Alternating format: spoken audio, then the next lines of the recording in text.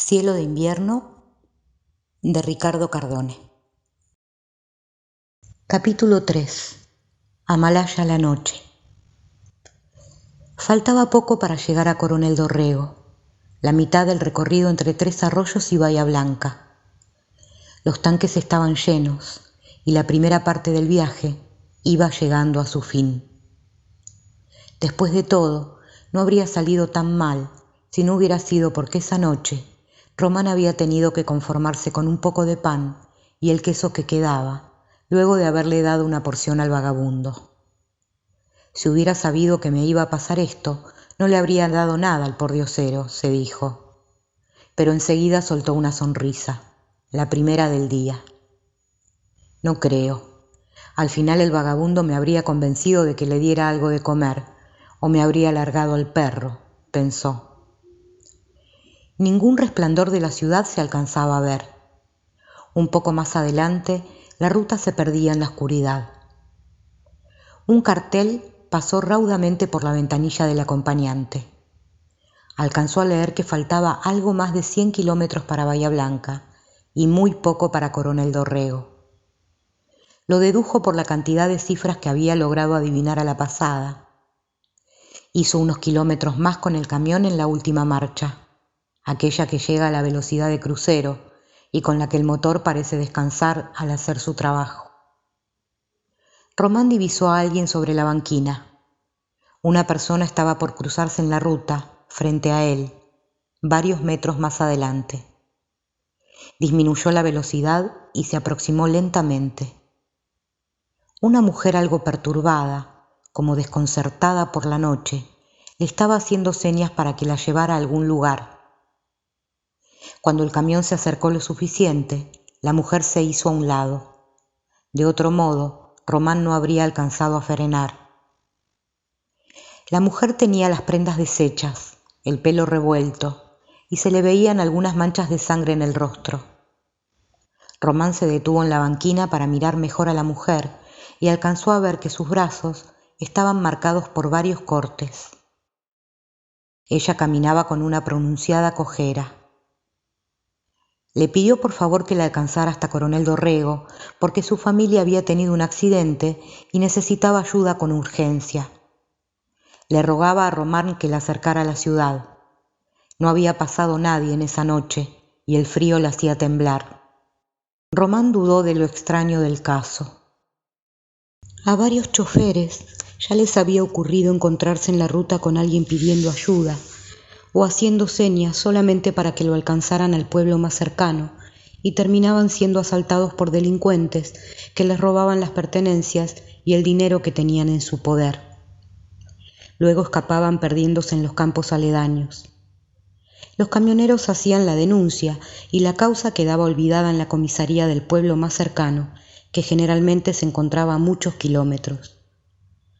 Román volvió a mirar a la mujer y le abrió la puerta del acompañante. La mujer entró en la cabina temblando de frío y todavía sangrando por algunas heridas que secaba con el vestido. Sin que Román le preguntara nada, la mujer comenzó a hablar. Le dijo que su familia había tenido un accidente con el auto en el que viajaban. El auto se salió de la calzada y no lo pudieron controlar. Dio 2 vueltas sobre la banquina y cayó en un canal que se había construido al costado de la ruta para encauzar el agua proveniente de las crecidas de los arroyos. Ella había logrado salir por la ventanilla, pero su familia aún estaba dentro. Cuando volcaron, el agua apenas llegaba al techo del auto que había quedado dado vuelta, pero a medida que pasaba el tiempo iba subiendo su nivel. Intentó desprender los cinturones de seguridad que amarraban los cuerpos de su familia, pero no tuvo fuerzas para destrabar las puertas. A través de los vidrios rotos no lograba liberarlos de esas ataduras, y cada vez que lo intentaba, el filo de los cristales cortaba más su piel. Con el último aliento quiso sacar a los niños, que viajaban en la parte de atrás, por la puerta delantera. Tampoco logró abrirla para llegar hasta ellos. Las puertas traseras habían quedado trabadas con los hierros de las nervaduras de la carrocería. «¿Usted viajaba en el auto que se accidentó varios kilómetros más atrás?», le preguntó Román. Sí, estuve esperando que alguien pasara por la ruta, pero no se ve un alma. Entonces decidí llegar hasta algún pueblo para llamar por teléfono. Hace rato que estoy caminando y usted es la primera persona que pasa por aquí. Necesito pedir ayuda. En esta ruta no hay ningún puesto de auxilio, ni un solo teléfono para llamar a nadie. Estoy desesperada. Mire, cuando pasé por el lugar del accidente ya estaban la ambulancia y los bomberos. Además vi 2 motos que se habían detenido. Si quiere la llevo hasta allí. Seguramente todavía deben estar los bomberos socorriendo a su familia, dijo Román. La mujer asintió con la cabeza y su cuerpo comenzó a temblar rápidamente. Román miró hacia ambos lados de la ruta. No vio venir a nadie y dio una media vuelta hasta tomar el carril de enfrente para regresar. La mujer no dejaba de temblar. Román le preguntó si quería algo caliente. Aún quedaba agua y podría volver a calentarla en el viaje. La mujer le dijo que así estaba bien, que ya se le iba a pasar, y no dejaba de mirar la ruta, como buscando el lugar donde su familia se había accidentado. No tardaron mucho tiempo en llegar. Los bomberos todavía estaban haciendo trabajos de rescate.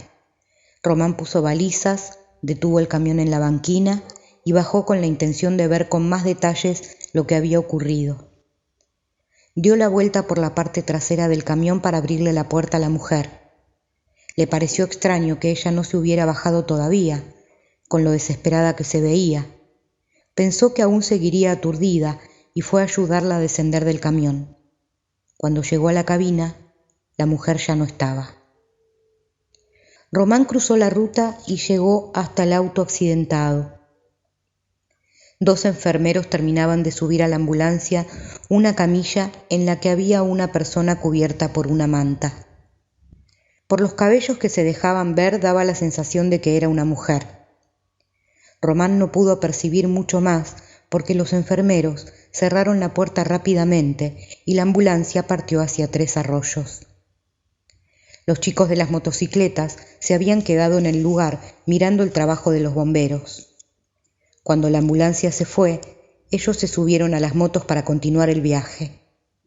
Un policía los detuvo.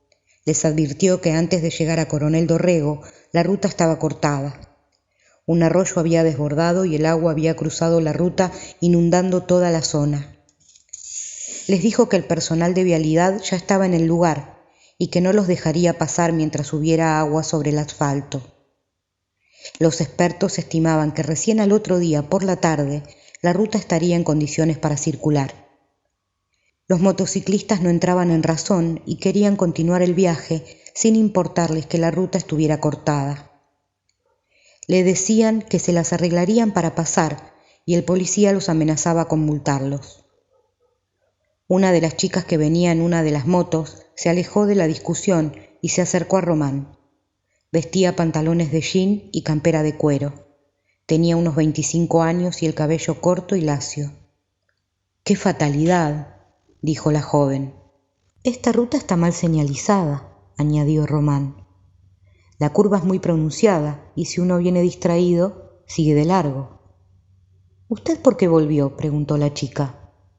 Lo vi pasar hace un rato y ahora veo que ha vuelto. Román miró su camión, que estaba al otro lado de la ruta, buscando a la mujer que había desaparecido. Una mujer me detuvo en la ruta. Me dijo que su familia había tenido un accidente y que necesitaba buscar ayuda. La traje hasta aquí creyendo que este era el auto accidentado y que la ayuda que necesitaba ya había llegado, pero cuando bajé del camión, ella se fue. La chica miró el camión desvencijado, miró la lona remendada que embolsaba el viento, miró la caja de madera azul despintada, miró las manchas del óxido de la cabina que había levantado la pintura como con una espátula, miró nuevamente a Román vestido de jean y zapatillas blancas, salpicadas por el rocío del pasto pero relucientes, miró el pullover que él llevaba puesto y al que se le habían saltado varios puntos, y creyó que Román no estaba bien de la cabeza. Pensó que debía tener cuidado con ese hombre que había aparecido en el medio de la noche. Si bien se sentía segura al tener a sus amigos y a la policía tan cerca, mantenía una prudente distancia respecto de Román. Algo a ella le daba vueltas en la cabeza que no le permitía alejarse de él. Algo que Román le había dicho la mantenía en vilo, y por eso ella no dejaba de observarlo. Todo le parecía una extraña coincidencia. El camión de Román y Román parecían una misma entidad surgida del abandono, pero con destellos que no encajaban con lo que ella veía. Algo misterioso había detrás de ese hombre y su camión, como si fueran viajantes de otra época, y alguna inversión en la línea del tiempo había provocado que ellos quedaran abandonados allí. Nada de lo que ella veía se ajustaba a lo que se acostumbraba a encontrar en las rutas. Camiones flamantes y veloces como un auto, no tan fáciles de sobrepasar con una motocicleta, sin sufrir los embates del viento que succiona todo lo que se encuentra a escasos metros del vehículo.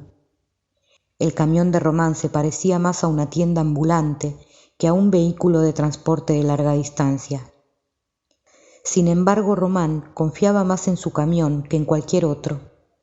Más de una vez sirvió de auxilio para acarrear algún vehículo que se había quedado varado en la ruta. Román no se detenía en las apariencias, husmeaba en el interior de lo que le interesaba, ya sean personas o camiones. Él creía que si había belleza en el interior de alguien, ésta brotaría como si fuera una semilla en la tierra y terminaría cubriendo con esa virtud a quien la portara, sin importar las máscaras ni los vestidos que se usaran para ocultarla. Lo mismo pensaba con respecto a la maldad. Siempre terminaría mostrándose por más que uno intentara falsearla. Por eso Román no se preocupaba por el exterior de las cosas y siempre terminaba vistiéndose con desechos. Lo que él no tenía en cuenta era que no todos podían llegar a ver el interior de las personas tal como Román creía, que algunas veces había que ayudar al otro para que pudiera ver ese interior. Román, cuando miraba a su camión, veía en él un arma contra la soledad, un escudo donde su libertad estaba protegida. Lo que los demás veían era un montón de chatarra que entorpecía uno de los carriles de la ruta. ¿Cómo era la mujer que encontró en la ruta?, preguntó la chica. No era alta, caminaba con dificultad, seguramente por los golpes sufridos en el accidente. Tenía el pelo revuelto y vestía de blanco. Tenía muchas manchas de sangre en el vestido, contestó Román. ¿Pero cómo era su cabello? ¿Tenía rulos? ¿Era rubia o morocha?, insistió la joven. Tenía rulos. El cabello también tenía manchas de sangre que se habían secado. Era una mujer rubia de unos 40 años. Ya entiendo, dijo la chica. De vez en cuando aparece por acá, pero nunca la pude ver. Algunos creen que es un fantasma, y los que la vieron coinciden con la descripción que usted hace. Una mujer de unos 40 años, rubia, con el pelo enrulado, siempre vestida de blanco. En la zona la llaman la dama de blanco, y dicen que la suelen ver vagando por la ruta. Algunos piensan que cuando ella se hace presente ocurre alguna desgracia. La última vez que alguien la vio caminar por la ruta, sufrimos una de las peores inundaciones. Se perdió la cosecha de ese año y mucha gente del campo terminó en la ruina. Otros creen que cuando esa mujer de blanco se le aparece a alguien es para prevenirlo de alguna fatalidad. Creo que esta gente que se accidentó hoy no ha tenido suerte. Si ella anduvo esta noche por aquí, no es difícil pensar que ella misma haya sido la causa del accidente. Uno de los jóvenes de las motocicletas llamó a la chica. «Apúrate, Cora, tenemos hambre y queremos llegar», le gritó. El policía no había logrado convencer a los motociclistas de no seguir adelante. Cora, la joven que había estado hablando con Román, se acercó a sus compañeros y les contó lo que había conversado con él. Les dijo que el camionero se había encontrado a la dama de blanco en la ruta, que la había traído en el camión hasta donde estaban ellos y que después ella desapareció. Los dos muchachos y la otra chica se quedaron pensativos. El policía se acercó para escuchar lo que Cora decía. Los jóvenes se subieron a las motos y tomaron la ruta en dirección a Tres Arroyos. Cuando pasaron frente a Román, Cora hizo un gesto amable con el brazo. Román respondió el saludo y las motos desaparecieron en la oscuridad. El policía se acercó a Román. Era un cabo que estaba de guardia en la comisaría de Tres Arroyos. Cuando denunciaron el accidente, dejó lo que estaba haciendo y llegó a esa curva peligrosa en la que más de un automovilista había perecido. En poco tiempo llegaría el camión de auxilio para levantar el auto y lo llevarían a la ciudad. Así que su tarea y la de los bomberos terminarían pronto. Para hacer tiempo hasta que el auxilio llegara, se puso a hablar con Román. ¿Hasta dónde viaja?, preguntó el cabo. Voy a Neuquén, pero pensaba hacer noche en Bahía Blanca, respondió Román. Ya estoy bastante retrasado y no creo poder llegar antes de la madrugada. Hoy no va a poder avanzar mucho. Unos kilómetros más adelante la ruta está cortada por vialidad. Uno de los arroyos desbordó e inundó la zona. Le conviene regresar a Tres Arroyos. No le aconsejo quedarse a dormir al costado de la ruta. Hay muchos robos en la zona. Estos muchachos de las 2 motos querían llegar a Coronel Dorrego a toda costa. No iban a poder pasar, pero estaban empecinados en cruzar de todas maneras. Parece ser que la chica los convenció de volver. Hicieron bien. ¿Usted los conoce?, preguntó Román. Sí, son unos chicos de Tres Arroyos y tienen amigos en Dorrego. Acá todos nos conocemos. Son buena gente, ¿vio? Pero son pibes. ¿Usted fuma?, preguntó el cabo mientras sacaba un atado de cigarrillos para convidarle a Román. No, gracias. Soy asmático, contestó Román. Ya veo, dijo el cabo. Dicen que el asma es una enfermedad emocional, como la psoriasis y otras tantas. Si usted está nervioso, lo ataca con más fuerza. Tiene que tranquilizarse para volver a respirar con serenidad. Yo también tengo asma, pero no le doy importancia. Si uno piensa que no se va a enfermar, no se enferma. No hay nada como fumar un cigarrillo al costado del camino, en medio de la noche. Usted sabrá de eso. No fumo, pero creo entender lo que siente, contestó Román. Algunas veces, cuando el sueño me vence, me detengo en la banquina, caliento café y miro el cielo. La noche es obsesiva con el pensamiento. Si a uno lo toma desprevenido, lo termina avasallando. Ahí viene el auxilio. El remolque se detuvo al costado de la ruta. 2 hombres robustos bajaron y se pusieron a hablar con el cabo. Román les preguntó si necesitaban ayuda, pero los hombres dijeron que se podían arreglar solos. Se despidió y cruzó la ruta para volver al camión. Pensó en llegar a Coronel Dorrego. Tal vez el agua a esa hora ya habría bajado y la ruta estaría liberada, pero decidió regresar a Tres Arroyos. Era más seguro quedarse allí a pasar la noche que dormir en la ruta si no lo dejaban continuar con el viaje. Se esperaba que al otro día la ruta estuviera habilitada, pero nadie le garantizaba que eso sucedería. Si volvían las lluvias, el agua no terminaría de drenar y la demora en cruzar se prolongaría mucho más de lo esperado. Román puso en marcha el camión, colocó el cassette de Atahualpa en el equipo de música y emprendió el regreso a Tres Arroyos. La ruta estaba desierta. Ahora Román entendía mejor lo que pasaba. Los lugareños ya sabían que no se podía circular hasta que Vialidad levantara el corte y por lo tanto nadie viajaba por allí. Los camioneros se habrían enterado del corte en el puesto oficial que estaba a la entrada de la ciudad y habrían decidido pasar la noche en Tres Arroyos, esperando que al otro día habilitaran la ruta. Recordó que el jueves debía estar en Neuquén y que si no abrían la ruta al día siguiente, difícilmente llegaría a tiempo. Ya estaba atrasado y tendría que conducir un día entero y toda la noche para descargar en el horario previsto. Pensó que a primera hora de la mañana debía llamar a la empresa de transporte para decirle que estaba demorado por el corte de la ruta. Pensó también que lo primero que haría, antes de decirle de la demora en el viaje, sería mandarlos al diablo por la hoja de ruta que le habían dado, donde ninguna de las estaciones de servicio que allí figuraban existían en Tres Arroyos. También les diría que había tenido que cambiar el cheque para cargar combustible y estaba decidido a pedirles que le enviaran dinero para cubrir el gasto de la carga de gasoil. Las luces del camión abrían la ruta en 2 mitades, socavándola hasta que el asfalto se quebrara y el camión se hundiera en ese abismo.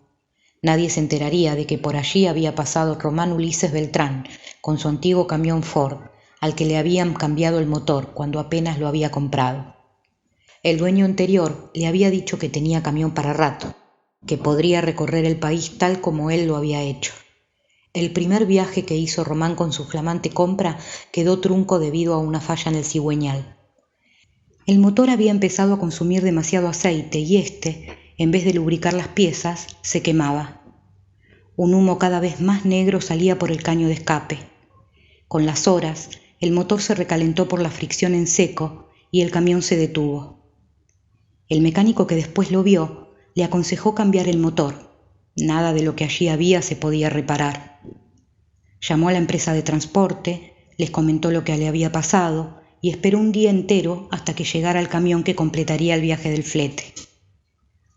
Un hombre alto y fuerte se acercó a Román y le dijo que tenían que pasar la carga de su camión al de la empresa. Román preguntó si había venido alguien con él para ayudarlos a cargar. El hombre lanzó una carcajada. Se dio cuenta de que Román era nuevo en el oficio y le dijo que ellos mismos debían hacerlo. «¿Qué es lo que trae?», preguntó el camionero de la empresa. «Papa de Balcarce», contestó Román. El hombre abrió el portón trasero de la caja y le dijo a Román que hiciera lo mismo.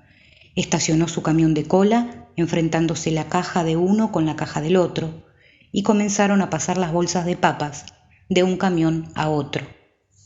Mientras el hombre cargaba las bolsas sobre sus hombros, Román intentaba levantarlas a media altura sin éxito. Al final terminó arrastrándolas. De todas maneras, no evitó el principio de hernia que le diagnosticaron en la sala de guardia. Una vez concluido el traspaso de la carga, el camionero cerró su camión y fue a despedirse de Román, que aún estaba terminando de guardar la lona y a punto de cerrar el portón trasero. «¿Qué le pasó al camión?», le preguntó el hombre. «Todavía no sé. Estuvo tirando mucho humo. Se encendió la luz de aceite y se paró el motor», contestó Román. «Es probable que se haya fundido», dijo el camionero. «Capaz que tiene suerte y con un cambio de aros lo arregla. Búsquese un buen mecánico. ¿De dónde es usted?». «De Buenos Aires», contestó Román. «Allí tiene para elegir», dijo el hombre. «Hace poco que empezó con el camión, ¿no?».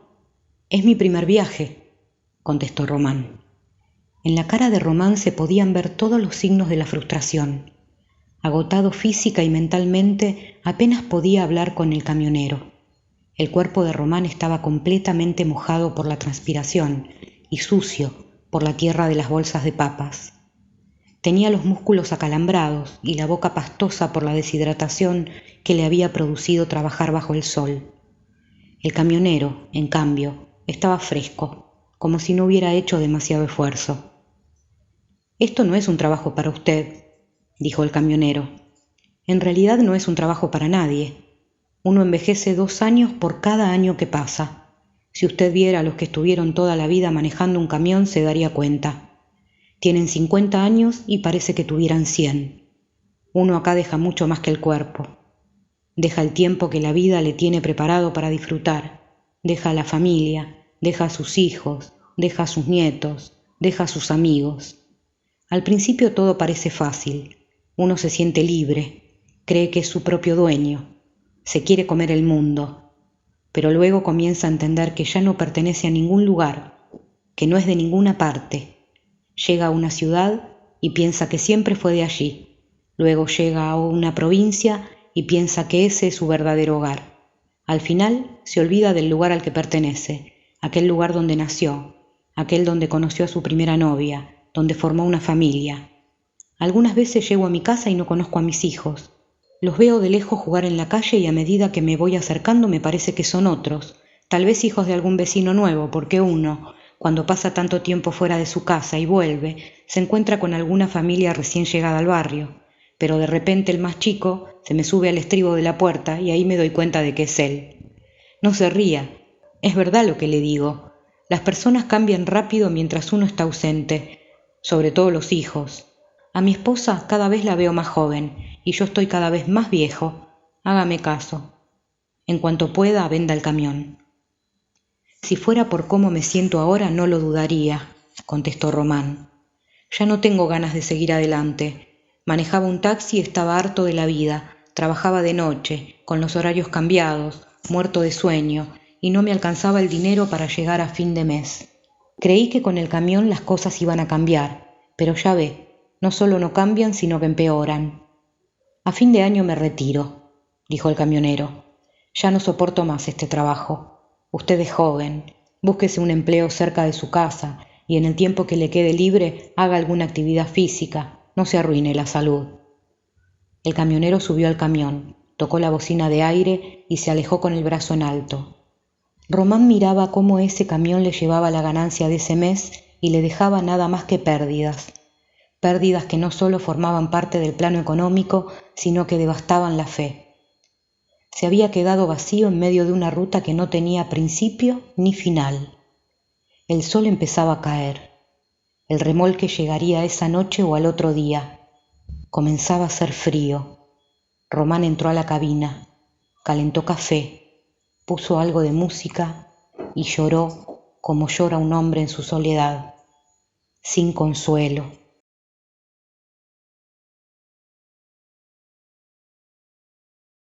Voz: Susana Gil.